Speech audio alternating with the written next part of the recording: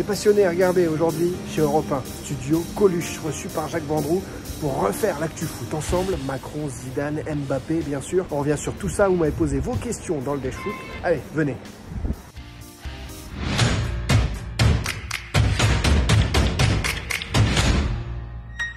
Cinq questions, 15 minutes. La situation pour toi aujourd'hui, le plaisir que tu as dans le nouveau monde du sport par rapport à 15 Coupes du Monde, 7 Olympiades et une prochaine cet été.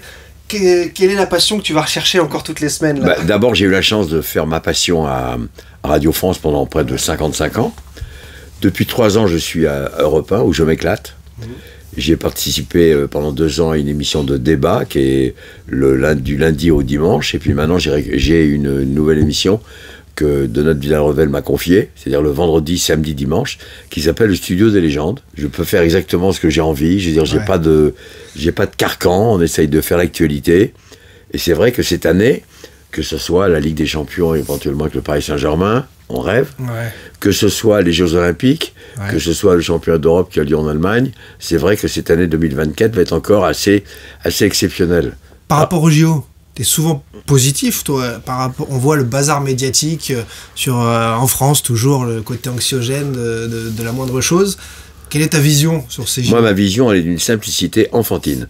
C'est-à-dire qu'on a une chance incroyable d'organiser les Jeux Olympiques. C'est incroyable. Ça, c'est clair. La dernière fois, c'est il y a 100 ans, en 1924. Donc, c'est pas quand même très courant. Et là, c'est assez bien organisé par Tony Estanguet. C'est vrai que les Jeux Olympiques, moi, j'en ai fait 6 ou 7. C'est une passion.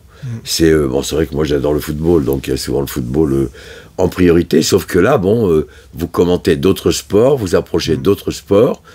Et vous apercevez surtout que tout le monde, on peut raconter tout ce qu'on veut, tout le monde adore l'olympisme, tout le monde adore le handball, tout le monde adore l'athlétisme, le hockey sur gazon, enfin tout le monde. On s'en rendra compte au mois de juillet, quand ça va arriver vraiment. Les Français, les gens ne se rendent pas compte. C'est ça qui est agaçant. J'avais vécu 98 en France, et tout le monde disait on va dépenser trop d'argent, les avions vont être dépassés, débordés, il va y avoir des encombrements sur les grandes avenues, à Paris ou en province, etc. Et tout ça, c'est faux. Tout s'est très bien passé. Et tout le monde garde encore un souvenir de 98 exceptionnel. Et moi, je sais qu'on va garder un souvenir des Jeux Olympiques fantastique. Alors vous avez évidemment la cérémonie d'ouverture qui a lieu sur la Seine. Vous avez les premiers matchs, les premières compétitions au Stade de France, qui est actuellement en pleine rénovation. Tout ça me choque pas, je trouve c'est bien. En parlant de moments fantastiques dont tu parlais, tu reviens cette semaine, là. D'ailleurs, peut-être que la voix est due à ça, à la clim dans l'avion. Tu reviens de Conakry, un grand moment pour le variété encore. Venir en aide aux enfants albinos sur place, ça a été encore une pierre de plus du côté de variété. En attendant, encore une fois, la venue sur le terrain d'un Emmanuel Macron, comment on fait pour gérer ça? Tellement ça paraît en termes d'organisation. D'abord, c'est la passion. Bon. Et il se trouve que sur tous les grands derniers événements, j'ai été aidé par un certain nombre de personnalités, de personnes qui sont efficaces. Je ne peux pas faire tout seul, c'est impossible. Et là, il se trouve que là, il y a une nouvelle équipe qui est en train d'arriver, avec Tom Rocheteau, Baptiste Vendroux et Aurélien Levé. Et donc, si vous voulez, on travaille tous ensemble, et c'est bien. C'est bien, on travaille dans l'intérêt supérieur du Variété Club de France. Alors, c'est vrai qu'on rentre de Guinée-Conakry, un pays incroyable, très vert, les gens extrêmement gentils. Bon, un pays qui est quand même un petit peu pauvre, faut pas se voiler la face. Mais sauf qu'on a joué devant 10 000 personnes, qu'on a gagné 35 000 €. C'est pas rien pour justement cette association. Et puis c'est vrai que dans l'équipe, il y avait Romarin Bilong, il y avait El Hadji Diouf, il y avait des joueurs merveilleux, il y avait Diawara, il y avait des mecs... de toute façon, ces mecs-là, c'est des mecs généreux. Ils jouent pour le plaisir, ils jouent pour des causes. C'est des gens qui viennent pour s'amuser, pour chambrer dans le vestiaire, pour chambrer dans le dîner, pour chambrer dans l'avion. Voilà, c'est très agréable. C'est une porte de sortie magnifique. Les passionnés, si vous voulez revoir ces images-là, vous allez sur les réseaux sociaux du Variété aussi, vous pouvez revoir les petits moments, les beaux passages, les belles photos, en faisant un lien justement entre la délégation et où il y avait Wilfried Mbappé, et l'avenir de son fils. Ça passionne la France entière, et puisque c'est une star internationale. Quel est ton avis là-dessus, ce que tu peux dire publiquement sur la suite? Maintenant, on voit que ça y est, c'est le Real Madrid pour Kylian Mbappé, et que c'est bien comme ça. Mais vous savez, on a la mémoire courte, hein. Platini, ça a été très long. Ouais. Zidane, ça a été très long. Ouais. Cruyff, ça a été très long le jour où il a quitté l'Ajax pour aller à Barcelone. Ouais. Zidane, ça a été très long quand il a quitté Bordeaux pour la Juve et après la Juve pour le Real Madrid. D'abord, ça ne se fait pas du jour au lendemain. Deuxièmement, je suis à fond que Kylian Mbappé aille au Real Madrid. Il grandit. Et d'ailleurs, tous ces joueurs-là dont je parle, que ce soit Michel, que ce soit Zizou, que ce soit Cruyff, ils ont mis du temps, mais ils avaient besoin de grandir, de vivre autre chose dans une autre ville et de connaître un autre championnat. Moi, je trouve que la carrière de Mbappé, elle est parfaitement menée par sa famille. Moi, je ne suis pas du tout choqué. S'il arrive au Real dans 8 jours, je ne serais pas choqué du tout. C'est la fin du cycle, finalement. Et c'est la fin d'une aventure. Voilà. C'est la fin d'une aventure avec le Paris Saint-Germain, comme il y a eu la fin d'une aventure avec le Real Madrid, avec certains joueurs, la fin d'une aventure avec la Juventus, avec le Bayern de Munich. Il y a des cycles. Et là, le Real est en train de remonter une équipe compétitive avec Mbappé. En parlant de cycle, il y en a un autre qui suit un nouveau cycle, qui laisse entendre dans la presse qu'il pourrait revenir sur un banc. C'est Zinedine Zidane. Thomas Gravesen, lui, son ancien coéquipier au Real, l'a dit encore cette semaine aux médias anglais. Il a dit, il ira, d'après ce qu'il m'a dit, au Real, à l'OM, à la Juve ou en équipe de France. Bon, ça fait 4 noms qui reviennent souvent. Où est-ce que tu le vois plutôt, finalement? Ou est-ce que ça pourrait être un rebond pour lui qu'on a beaucoup... Moi, je le verrais très bien au Bayern. Ah ouais. C'est un autre football. Ah ouais. C'est un football qui est très dur. Et lui aussi, il est obligé de se remettre en question. Ouais. Lui aussi, avec tout le respect que j'ai pour lui, c'est quelqu'un qui... aller en équipe de France de football, c'est trop rationnel. Ouais. C'est trop logique. Puis on a... Retourner, puis on a Didier. Aller au Real Madrid... Ancelotti, pour le moment, c'est le meilleur. Et puis, déjà fait, et puis il a tout gagné.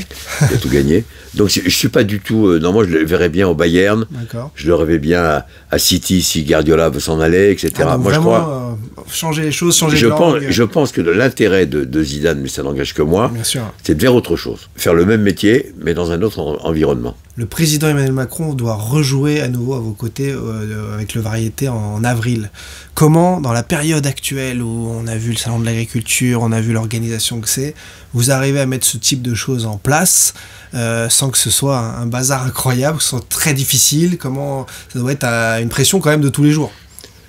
C'est pas une pression incroyable, c'est pas ça. C'est il faut faire attention à tous les détails. Il faut d'abord respecter la fonction qui est celle d'Emmanuel Macron, président de la République française, donc c'est pas rien. Deuxièmement, il est venu avec nous jouer il y a environ 1 an et demi, ça s'est hyper bien passé. Il est rentré dans le vestiaire, il a salué tout le monde, il a embrassé même ceux qu'il connaissait. Donc je suis pas inquiet pour la pression. Je suis plutôt inquiet parce que peut-être qu'il y aura trop de monde, il faut être vigilant, etc. Mais vous savez, c'est quelqu'un qui aime profondément le foot, qui a envie de jouer au football et qui a souhaité refaire un match de football qui aura lieu vraisemblablement avant les Jeux Olympiques. Et du coup, en parlant d'Emmanuel Macron et du football, la vraie dernière question, on a parlé de lui cette semaine comme, on va dire, facilitateur pour les droits télé en France, ces fameux... Mais c'est normal. Vous croyez que Nicolas Sarkozy, c'est pas investi? Vous croyez que François Hollande, c'est pas investi? À l'époque où ils étaient... C'est normal, c'est leur rôle. Et ils aiment le foot. Parce que le football est aussi un enjeu de business national exceptionnel. Au-delà de l'enjeu, il y a la passion. Ah oui, d'accord. Évidemment que c'est un enjeu pour le foot. Évidemment que c'est important que Vincent Labrune obtienne un maximum d'argent pour justement remplir les caisses, entre guillemets, des clubs de Ligue 1 et de Ligue 2. Mais je crois surtout, pour parler et bien connaître Emmanuel Macron, c'est avant tout une passion. Et il voudrait que le football français se porte bien. Il voudrait qu'un club français, en l'occurrence le Paris Saint-Germain, aille en finale de la Ligue des Champions et gagne. Et ça, on ne peut pas reprocher à un président de la République d'être ambitieux. Il voudrait qu'au jeu, eh bien, on ait des médailles d'or tous les quarts d'heure. Et c'est normal. Sûr, ouais. C'est normal. Il aime le sport, donc sa passion est... Alors, il y a lui, il y a sa femme, il y a les différentes personnes de son cabinet qui sont tous des fondus de sport, de football, de rugby, etc. Donc, moi, je ne suis pas choqué du tout. Bien au contraire, ça rassure. Et les droits télé, on risque d'être choqué? Ou confiant, pas confiant? Moi, je suis très confiant. Bon, et ben alors, je suis très, très confiant. On va suivre ça. J'ai pas de soucis. Et ben, on va suivre ça. Alors, Labrune, c'est un mec bien. C'est un mec qui travaille beaucoup. Okay. Alors, on aime ou on n'aime pas le personnage, peu importe. Moi, je l'aime bien. Je sais qu'il travaille énormément et qu'il fait ça dans l'intérêt supérieur du football professionnel. Ce qui n'a pas été le cas de certains présidents de la Ligue. Voilà. Vous avez compris le message. Merci beaucoup Jacques Vendroux. Le jour de son anniversaire qui nous a accordé cette interview, alors encore joyeux anniversaire. N'oubliez pas de lui mettre des commentaires de bon anniversaire dans les messages et dans les commentaires bien sûr de la vidéo. Merci de nous avoir reçus dans le studio Coluche et à très vite. Ce soir, nouvelle émission bien sûr sur Europe 1 comme tous les vendredis. Voilà, le vendredi, samedi et dimanche. Voilà. Et demain on reçoit Philippe Badin, le président de la Fédération française de handball. Il est président de la fédération la plus titrée en Europe. Ça, c'est exceptionnel. C'est incroyable, ça. Ça, c'est exceptionnel aussi. Ça mérite justement cette lumière médiatique. Et donc, il est en studio samedi. Eh ben, merci beaucoup, Jacques. Bon week-end, bonnes émissions et à très vite.